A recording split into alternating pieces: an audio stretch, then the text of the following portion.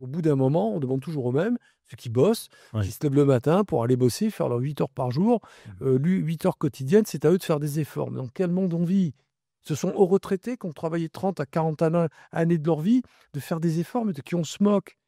On arrive à reprocher aux boomers, entre guillemets, d'avoir des appartements trop grands parce qu'ils ont bossé toute leur vie.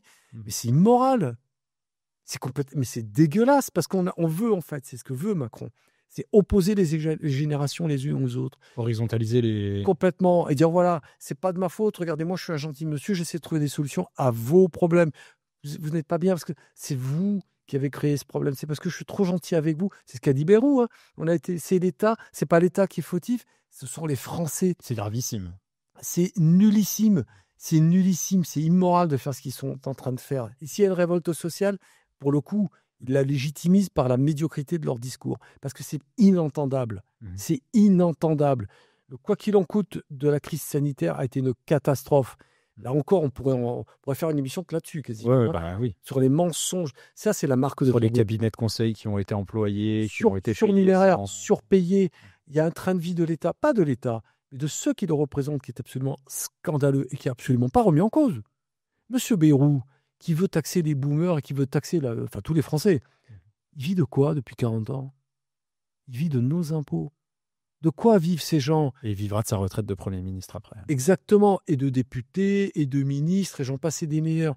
On a actuellement une petite star montante de la politique française, Louis Sarkozy, qui a des contrats partout, LC, RMC, qui se présente à Menton. Mais en même temps, son parrain, c'est Bouygues, donc il y a peut-être un... C'est pas mal, non, c'est bien. Ça aide. Mais dont le papa est un rentier de l'État qui nous coûte une blinde par an. Une blinde. Que produit Nicolas Sarkozy au bénéfice de l'intérêt général de la nation? Rien. Des procès. Zéro. Des procès, donc... Ça va peut-être nous rapporter si ça rapporte on a des dommages à d'une autre manière. Mais oui, là où je veux en venir, c'est qu'on est gouverné par une oligarchie totalement... Les vrais assistés sont en haut. Mais bien évidemment, en matière d'exemplarité, c'est une catastrophe. Et c'est pas entendable lorsque des individus comme ça osent nous dire « Oui, moi, vous comprenez, je suis un libéral, je suis pour que tout le monde bosse et que tout le monde paye. » Mais toi, le premier, camarade. Donc, en termes d'image, c'est totalement contre-productif, ça ne colle pas. Et donc, on ne peut pas demander, pour l'intérêt de ces gens-là, j'en reviens au propos initial, qu'on envoie systématiquement les forces de l'ordre pour faire taire et mettre le boisseau sur l'expression populaire. C'est pas possible. Comprenons-nous bien.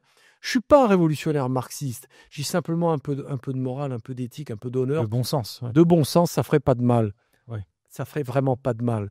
Vous avez autour du pouvoir actuel ce qui différencie beaucoup des pouvoirs qui l'ont précédé. Vous savez, dans les premiers temps, on a évoqué un peu Mitterrand, qui était très corrompu moralement. On pourrait détailler ce qu'il a fait avant d'être président de la République en tant que ministre de l'Intérieur, et puis ensuite en utilisant les forces de sécurité pour protéger sa fille, sa vie privée, qui était ce qu'elle était. Il n'y a pas à en juger, tout le monde l'a applaudi dès demain. Mais là, ce qu'on voit aujourd'hui, c'est juste hors norme. C'est juste hors norme, parce que ces gens-là avaient quand même la qualité, lui et ses suivants, je pense à Giscard, Chirac, de s'entourer de gens de qualité. De gens qui avaient quand même une certaine épaisseur du répondant. Ça a commencé à décliner avec Sarko. Sarko a commencé à dégrader la qualité de son entourage. Hollande n'a pas fait mieux, mais là, avec Macron, on atteint la catharsis de la médiocrité. C'est entouré de ce qu'il y a de pire, à droite comme à gauche. Il s'est rassemblé, il a rassemblé autour de lui des parvenus dont personne ne connaissait jusqu'à l'existence. Manuel Valls qui avait quitté la France. Ouais, non, mais là, c'est autre chose. Là, voilà. Il de la faire venir parce que c'est de la provoque. Macron ne gouverne que comme ça, que par provoque. Schiappa, Dupond-Moretti, il est surnommé Rantanplan, Castaner, Édouard Philippe, que personne ne connaissait avant, qui était maire du Havre, et puis tous ces gens-là qui étaient là, Elisabeth Borne, fade inodore, incolore et sans saveur, mais pas gênante. Des gens qui allaient à la gamelle, comme on dit. Prêts à tout, pour exister. Et ils ont existé grâce à ça. Dussopt, on dit Dussopt ou Dussopt, je ne sais pas prononcer un peu ça comme vous voulez, mais qui passe du camp socialiste au camp macroniste pour défendre un budget qu'il condamnait précédemment. Oui. Non, mais on atteint des sommets. C'est un sketch. Dupond-Moretti. Oui, c'est un sketch. Ça pourrait presque... Moi, ça me renvoie tout ça aux guignols de les guignols de l'info. Le Petit Show. Enfin, des trucs qu'on n'aurait jamais imaginés. Dupond-Moretti qui, face caméra, dit ce serait une folie de me nommer au ministère. On le Qui nomme, refuse, il devine. Bon, pour moi, je refuse. je refuserai. Putain, c'est quand même pas mal. C'est que des parjures. Hein. C'est que des parjures. Roselyne Bachelot, qui avait déclaré, quand elle avait quitté Sarkozy, de dire on ne se baigne jamais dans la même eau du même fleuve. Ben voyons. Et qui en avait remis une couche en y retournant. Ouais. Enfin voilà quoi. Bien Et sûr. c'est ça qui veut nous imposer l'exemplarité. Ouais. Soyons sérieux, 2 secondes. Et je passe sur les Olivier Véran, sur les Buzyn, dont on pourrait faire un roman. Non mais, et tous ces gens-là, qui sont mis en accusation devant la Cour de justice de la République, sont renvoyés gentiment à leur gamelle au motif que l'infraction existe, mais qu'elle n'est pas caractérisée. Ça, c'est pas mal. Ça a été le jugement rendu pour Dupond-Moretti. C'est quand même extraordinaire. Responsable, mais pas coupable. Totalement ça. C'est scandaleux. Voilà, il n'y a pas d'autre mot. Et c'est pour ça qu'il va falloir réformer notre État de toute urgence. Moi, c'était une suggestion que je faisais à Emmanuel Macron. Bon, il ne connaît pas Emmanuel Macron. Hein. Emmanuel, si tu nous écoutes, on t'embrasse. Peut-être pas autant. Voilà, peut-être pas autant de Je proximité. me laisse la liberté de cette invitation. Personnellement, Entre parenthèses, voilà, de loin. Hein. Voilà. C'est la fonction qu'on embrasse, président de la République. On respecte la fonction. Voilà, la fonction. nous vivons aujourd'hui un temps où il n'y a plus aucun contre-pouvoir. Je pèse mes mots. Aucun contre-pouvoir crédible n'existe aujourd'hui en France. Le Conseil constitutionnel est composé de copains. La Cour de justice de la République n'a de justice que le nom. Bien sûr. Le Conseil d'État, je peux vous donner son adresse, mais on ne sait pas trop à quoi il sert. Et il n'y en a pas un, il n'y a pas une seule de ces entités qui devrait être jouer un rôle de garde-fou qui ne le joue.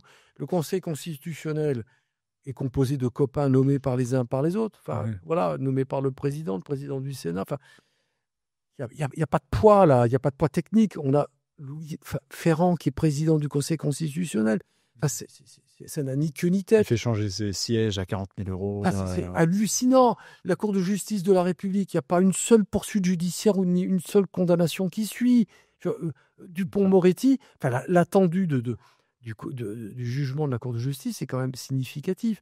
L'infraction est caractérisée, mais il n'y aura pas de condamnation. Enfin, pourquoi, comment alors, ça peut faire jurisprudence en même temps. Moi, j'invite les délinquants qui peuvent arriver en correctionnel et dire oui, il peut demander par la voix de leur avocat, je reconnais, j'ai commis un délit, mais ce serait sympa de ne pas me condamner. C'est pas mal, non? Tout est comme ça. C'est une justice pour les puissants. Mais exactement. On a un ancien président de la République, Nicolas Sarkozy, qui va de correctionnel en correctionnel, qui n'a pas fait un jour de prison. On lui a mis son bracelet, il n'a pas gardé longtemps. Oui, il y a au moins eu ça. Voilà. Ouais, non, mais bon, excusez-moi, vous auriez fait le 10e, vous auriez endetté soit vous ne payez pas vos impôts, vous savez on est d'accord. Ce qui vous attend. Aujourd'hui, vous avez des gens qui, la déclaration d'Emmanuel Macron sur son patrimoine est totalement monstrueuse. On le sait.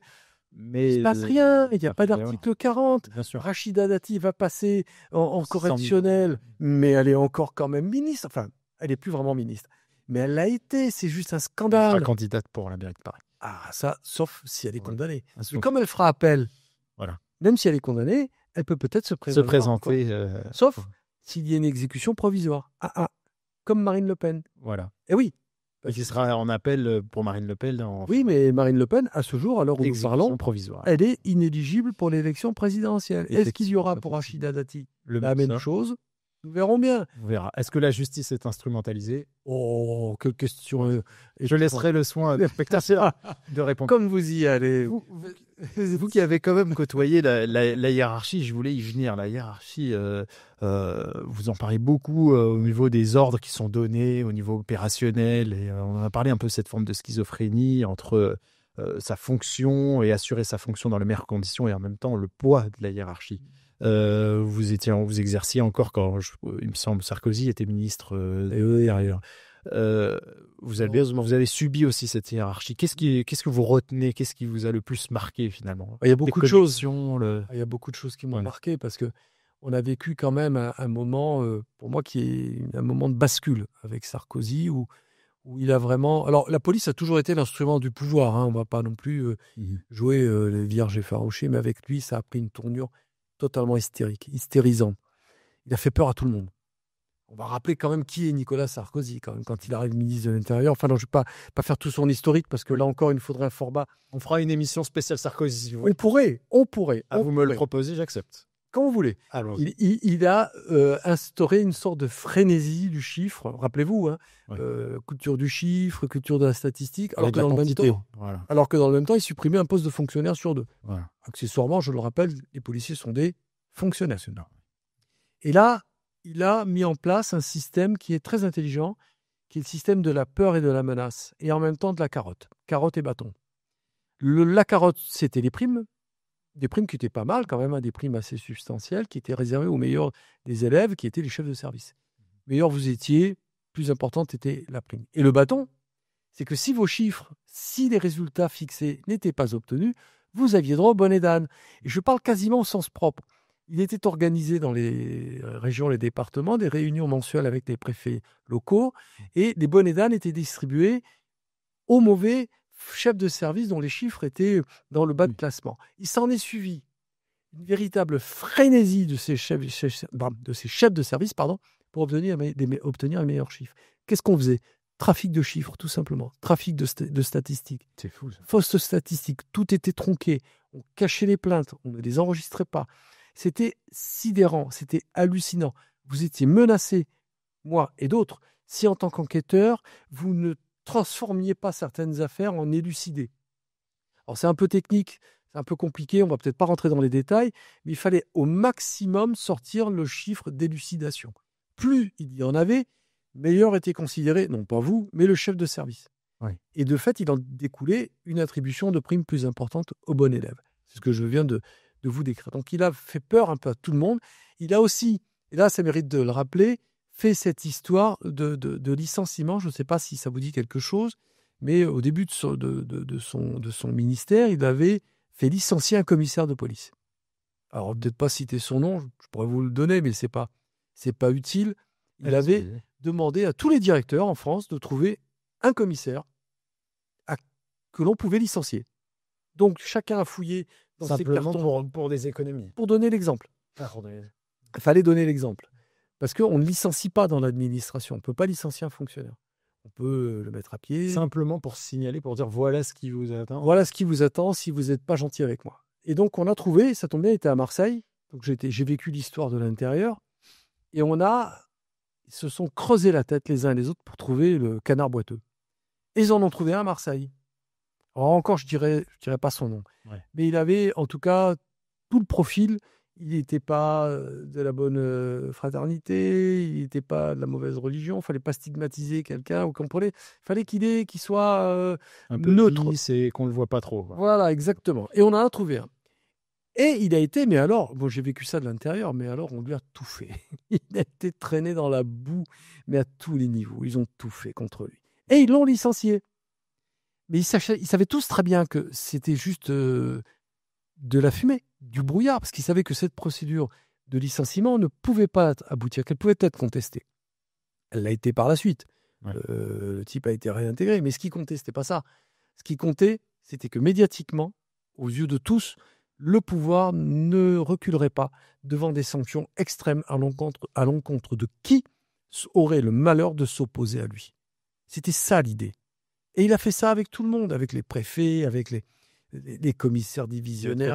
Avec les faibles. Exactement. Et si vous aviez le malheur de l'ouvrir lors d'un conseil de sécurité ou d'une réunion ministérielle, vous étiez éjecté ni plus ni moins, manu militari. Est-ce que notre pays ne souffre pas justement de ça, du fait que on ne peut plus rien contester, on ne peut plus rien remettre en question, et alors on s'installe dans un marasme, Ça a toujours été. Si vous aviez le malheur d'avoir une tête plus grande que les autres, si vous aviez le malheur d'être plus visible que d'autres, les modes de pression sont nombreux. Les notations par la voie des notations, là, un avancement qui ralentit, qui avance pas, voire qui recule. Enfin, qui recule, non, mais vous stagnez dans votre grade. Moi, j'ai été menacé par la direction parce que ma façon de m'exprimer ne plaisait pas. J'avais contesté, sous Sarkozy, justement, les rafles qui étaient organisées pour produire du chiffre. Il y a une interview de lui, célèbre, où il dit il est sur un plateau des Fers 3, je crois, de mémoire, et parmi les journalistes qu'il y a là, il y a une journaliste métisse. Alors, je ne sais pas si c'est pas Audrey Pulvar, d'ailleurs, de mémoire. J'ai un doute. Je ne mettrai pas ma tête, mais je crois. À voir. Et à un moment donné, on le prépare, il est hors, c'est off. Oui. On le prépare pour le direct. Audrey Pulvar, oui, il me semble que Il c'était me Audrey semble que Pulvar. c'est elle. Mais voilà, je mets des petits points. Et donc, il dit, à sa façon qui lui appartient, oui, je vais mettre en place une politique anti-immigration qui soit vraiment valable, qui ne sera pas contestable. Et il y a Audrey Pulvar qui fait la gueule. Elle dit, oui, je comprends, madame, que vous soyez vexée. Et l'autre, il dit, pourquoi Non, enfin, je ne sais pas, peut-être que...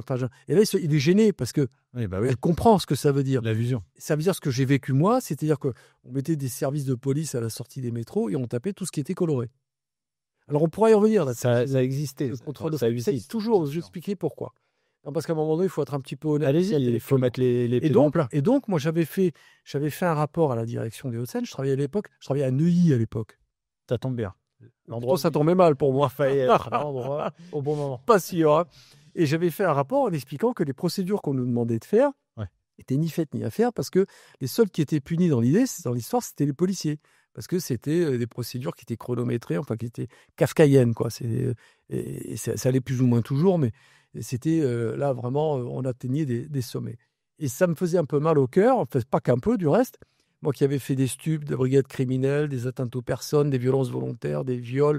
Enfin, j'avais mis pas mal de crapules au trou, mais pas des types qui étaient juste en situation irrégulière. Ouais. Et j'avais écrit ça, et je sais, pour que ça m'ait été dit, ça m'ait été rapporté, qu'en réunion publique, le directeur des Hauts-de-Seine avait dit, celui-là, il passera jamais commandant. Donc, vous voyez déjà, vous émettiez un avis. Vous étiez étiqueté comme l'élément gênant. Gaucho, gauchiste, appelez ça comme vous voulez, le râleur de service, la mouche du coche, qui dit un peu trop haut ce que tout le monde pense tout bas, et en tout cas, ceux pour lesquels certains sont d'accord et complices même. Ouais. Jusqu'au jour où, là c'était à Boulogne-Billancourt, avec un jeune commissaire, on avait été convoqué à la sous-préfecture. Et là, j'ai vécu un moment de honte, de vraie honte. Enfin, j'en ai vécu plusieurs des moments de honte, sous Sarko. Hein. Et là, je revois cette scène assez terrible où un sous-préfet nous remet 20 dossiers. On est en pleine gloire sarkozyste. Hein. On est tout de suite après 2007. C'était 2007-2008. Il donne 20 dossiers. Qu'est-ce qu'il y avait dans ces 20 dossiers ? C'était les dossiers d'étrangers qui étaient en situation, qui avaient été en situation parfaitement régulière sur le territoire, qui avaient eu leur titre de séjour. Et ces titres de séjour étaient arrivés à expiration. Et ça, c'est important. Donc, on n'est pas face à des gens qui étaient des illégaux. Oui. C'est pas rentré clandestinement. C'était pas des clandestins. C'était des titres simplement arrivés les gens avaient à échéance. Eu leur titre de séjour régulier, ils travaillaient, ils étaient domiciliés, ils payaient leurs impôts, ils étaient fiscalisés. Et tous ces dossiers contenaient ça. Justificatif de domicile, fiche d'imposition, tous les critères d'identité. Et on disait, voilà, vous allez arrêter ces gens-là.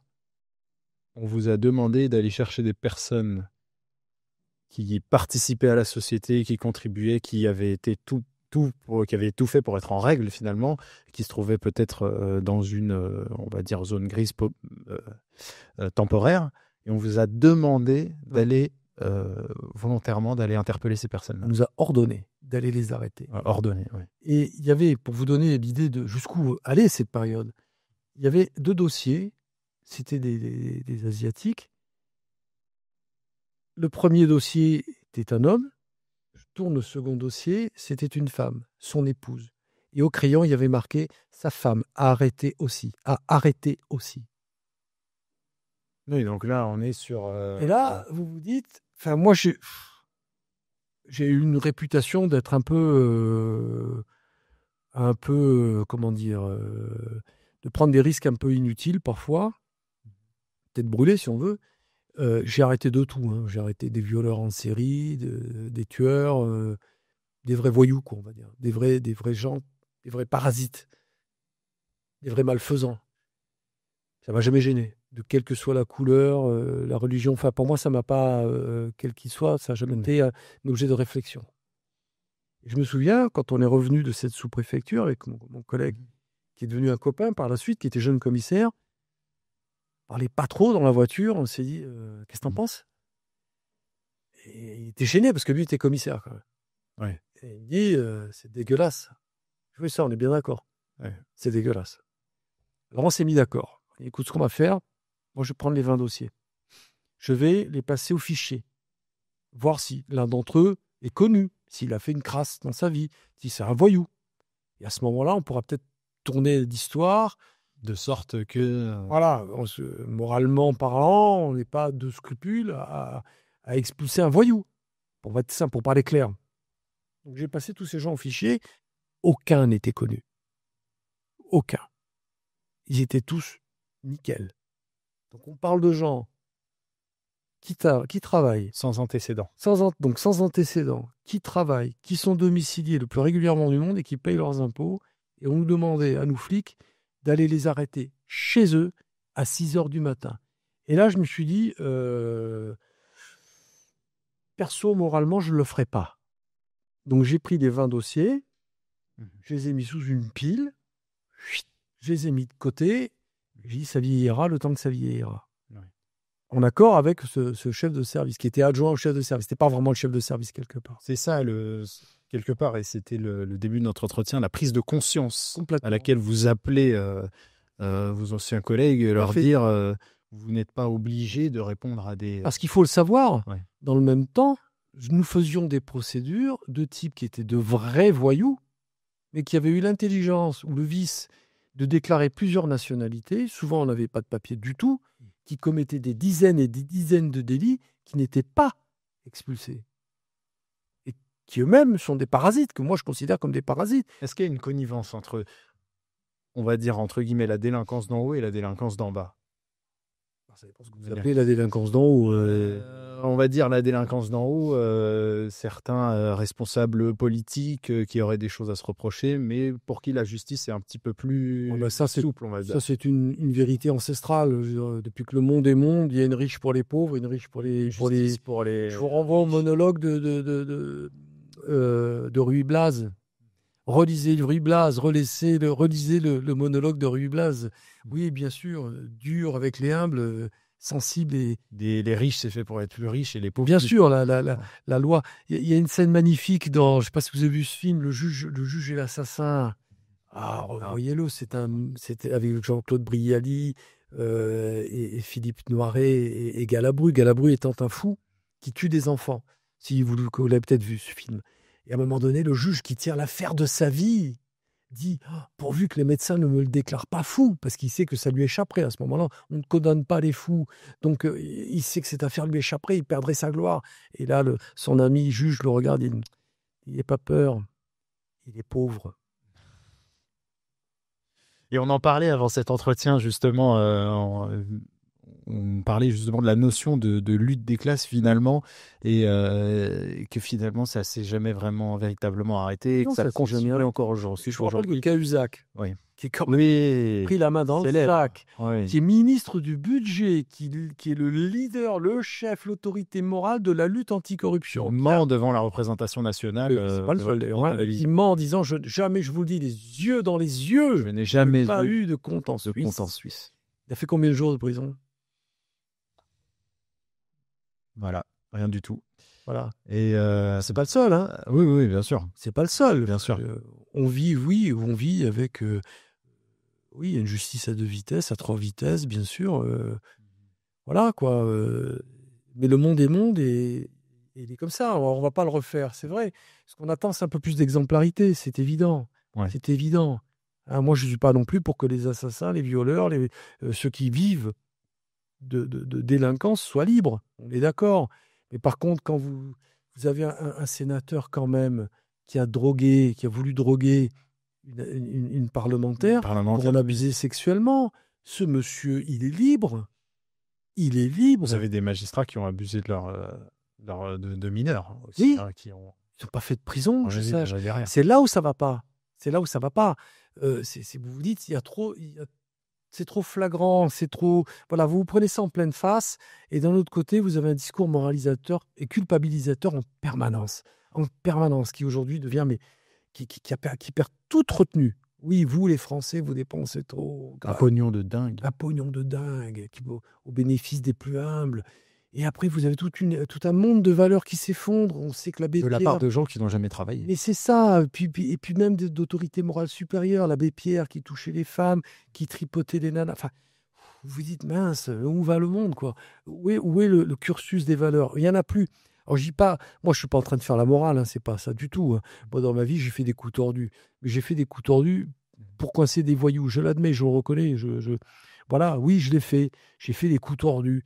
Mais j'ai aussi sauvé des têtes, sauvé des gens, évité. Moi, quand j'ai mis de côté les dossiers de ces gens-là qui étaient des gens simples et qui bossaient, j'ai pas honte de l'avoir fait. Au Vous êtes contraire, dans je une revendique. société sans honneur pour vous? Ah, complètement. Ouais. Complètement, qui a perdu tout repère. Enfin, j'en reviens à la nomination de certains ministres. Je veux dire, nommer Dupond-Moretti ministre de la Justice, enfin, c'est pas C'est un possible. bras d'honneur fait à la justice. Mais complètement, vous mettez un renard dans un poulailler. Enfin, le type a voulu régler ses comptes avec un juge d'instruction qui voulait le mettre en cause pour avoir défendu des oligarques corrompus à Monaco, parce qu'ils étaient leur avocat et qui s'est payé une Lamborghini cash 600 000 euros. Oh, où on va là? À quoi on joue? Elle est où l'exemplarité? Vous ne pouvez pas demander d'exemplarité quand vous faites ça. C'est pas possible. Ouais. Jean-Pierre Colombiès, l'heure tourne, on est déjà au bout de notre entretien. Alors, finalement, une question reste, après toutes ces analyses, après tout ce qui a été dit, comment on fait? Parce que finalement, au bout de cette logique, c'est qu'il faut renverser la table. Et Ouais. quel message donner aux personnes qui regardent, qui vont vous entendre, vous en parlez un petit peu dans votre appel, vous disiez de prise de conscience, comment on fait? Comment on fait? Alors, honnêtement, moi, j'ai pas de recette miracle, hein. J'aimerais l'avoir, hein. J'ai pas de recette miracle, mais il faudrait déjà commencer par nettoyer les écuries d'Augias. Donc pour ça, il faut un autre président, mais il faut surtout un autre mode de présidence. Macron doit quitter pour vous. Je pense que je pense que c'est vraiment le plus mauvais président au pire moment de notre histoire et de l'histoire dans un contexte international qui a perdu ses repères, qui est très vacillant, qui est très fragile. Il aurait fallu un homme beaucoup plus madré, beaucoup plus d'expérience, qui ait un sens du vécu plus fort, qu'il n'a absolument pas. Il faut revenir sur toutes ces institutions, remodeler le Conseil constitutionnel, vraiment revoir ses statuts, supprimer purement et simplement la Cour de justice de la République, redonner de l'honneur à la Cour au Conseil d'État, revoir le mode des élections des députés, instaurer par exemple, ça c'était une idée pour Emmanuel Macron. Manu, si tu nous écoutes, il veut absolument faire un référendum. Souvenez-vous, il veut consulter le peuple, dit-il. Il faut revoir le mode d'élection des députés. Il faut arrêter ces élections à 2 tours. Il faut avoir une élection à 1 tour, comme ça se fait dans d'autres pays. Ouais. Comme ça évite les magouilles d'entre 2 tours. Celui qui est élu, c'est celui qui est arrivé le premier. Ce serait déjà une piste. Ce serait déjà pas mal. Donc il faut revoir la Constitution. Je ne dis pas qu'il faut une 6e République, mais remodeler la Constitution, arrêter comment dire, d'y installer enfoncer des portes ouvertes. Ouais. Là. On a mis l'avortement dans la Constitution. Ok, d'accord, très bien, pas de souci. Mais il faut aller plus loin. Il faut la revoir complètement, cette Constitution, notamment sur la responsabilité des politiciens. Il faut arrêter d'avoir un président de la République à qui on signe un blanc-seing total. Il n'a à rendre compte à personne. Il faut restaurer la responsabilité des ministres, des élus. Il faut arrêter de leur donner une impunité totale, de les responsabiliser. Je ne sais pas pourquoi le président bénéficie d'une jouissance totale. Alors on dit oui, immunité absolue pour le préserver de je ne sais trop quoi. Mais quand on a commis des délits, voire des crimes, c'est pas le cas, mais des délits, pourquoi être à ce point, je dirais, exonéré de toute responsabilité? Ça n'a pas de sens. Il faut instaurer une responsabilité du président, quelle qu'elle soit, de quelque façon que ce soit. Aux États-Unis, il n'aurait pas pu se permettre le quart, le 10e, le 100e de ce qu'il s'est permis. Ni lui, ni les autres ministres. Avec les gilets jaunes et ce qu'il a pu faire, notamment au niveau de l'économie, c'est ça les choses n'a pas représenté. Mais c'est clair, il faut instaurer une responsabilisation des donneurs d'ordre qui n'est pas suffisamment, je dirais, exercée. Il y a des ordres qui sont donnés, qui sont légaux en apparence, mais dont les conséquences sont terrifiantes. Et il faut responsabiliser les uns et les autres sur les ordres donnés. Vous avez quelqu'un qui utilise un LBD de façon inadaptée, c'est pas celui qui l'utilise parce qu'il n'est pas formé pour l'utiliser qu'il faut punir, mais celui qui a autorisé et donné l'ordre de le faire. Et remonter la chaîne hiérarchique. Quand on aura acquis un peu plus d'honneur, un peu plus du sens de responsabilité, on pourra à ce moment-là se permettre le luxe d'être le donneur de leçons morales au monde entier. Et d'être un dirigeant digne de ce nom. Jean-Pierre Colombiès, Pas mal. merci infiniment Merci pour à vous. cet entretien. Merci d'être venu. J'espère avoir été suffisamment clair. Ça a été très clair et puis nos spectateurs nous diront dans les commentaires, n'hésitez pas. On n'oublie pas une émission spéciale Sarkozy puisqu'il y a des choses à dire Vous voulez. avec grand plaisir. Et petite précision, la Allez. dernière, si vous le permettez, Oui. je n'appartiens à aucun syndicat ni aucun parti politique. Je ne roule pour personne. Complètement Très clairement. indépendant Absolument. dans ses Je dans son m'exprime esprit. comme citoyen, ancien policier, et pas comme policier. C'est dit. Merci beaucoup, Monsieur Colombiès, et Merci à à vous. très bientôt. Chers abonnés, chers futurs abonnés, n'oubliez pas de commenter, de partager et de nous suivre sur les réseaux sociaux. Et je vous dis à très bientôt. Portez-vous bien.